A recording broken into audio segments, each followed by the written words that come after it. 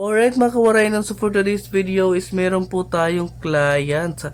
Galing pa po to ng Daram, Samar, tumawid ng dagat papuntang Katbalugan City. Wow! And syempre mga kawaray, huwag nyo munang i-scroll down para makita nyo po ang finished product.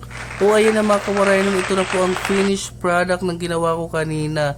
Ito po yung tinatawag na color with Brazilian. Oh my God! So for today's video mga kawaray, ang kulay po ng ating client ngayon ay ash brown po. Kung makikita nyo ng maigi mga kawaray, ito po ay hindi basta-bastang kulay. Oh my God! Kadalasan kasi mga kawaray, pag nakikita sa'yo na ganito yung kulay, maitawag sa'yo ng ibang tao or mga marites dyan ay madam. Wow! Pero syempre mga kawaray, deserve nyo po ang maging maganda, lalong-lalo na po yung buhok.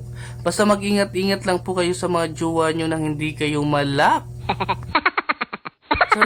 Charot-charot lang, content lang daw yun, sabi ni Mare.